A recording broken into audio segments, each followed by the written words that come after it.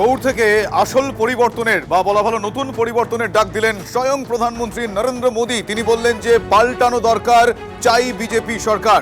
বাংলার উজ্জ্বল ভবিষ্যতের জন্য আসল পরিবর্তনের ইচ্ছা শক্তি দেখছি বঙ্গবাসীর। মালদার সভা থেকে তৃণমূলকে উৎখাতের ডাক দিলেন।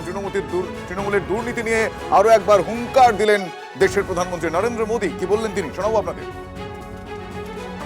बंगाल में परिवर्तन लाने की यहां के युवा साथियों और यहां की माताओं बहनों की बहुत बड़ी जिम्मेदारी है।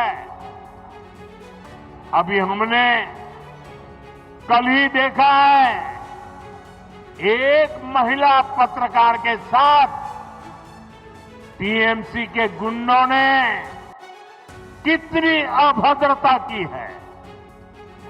टीएमसी के राज में स्कूल, कॉलेज और यूनिवर्सिटी में भी बेटियां सुरक्षित नहीं है। यहां शासन प्रशासन में निर्ममता ऐसी है कि बेटियों की कोई सुनवाई नहीं होती। पीड़ितों को बात बात पर कोर्ट जाना पड़ता है। साथियों, इस स्थिति को बदलना होगा। ये काम कौन करेगा? ये काम कौन करेगा? ये काम कौन करेगा? ये काम आपका एक वोट करेगा। आपके वोट की ताकत है जो इन सारे कामों को पूरा करेगी।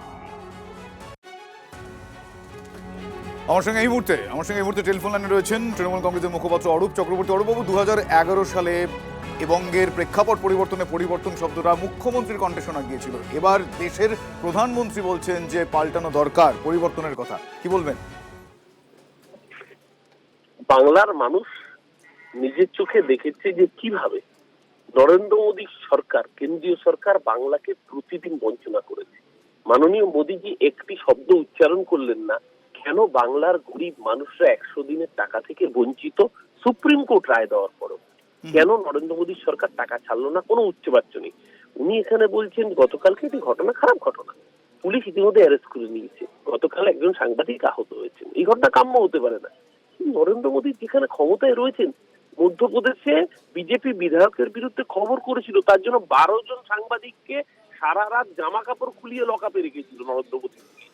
বাংলার মানুষ তো এগুলো ভুলেনি। বাংলার মানুষ আজকে নরেন্দ্র মোদীর মুখে নারী নিরাপত্তা নিয়ে এত বড় বড় কথা শুনছে। উন্নাও, হাতরাস, মণিপুর চোখের সামনে সারা ভারতবর্ষ দেখেছে।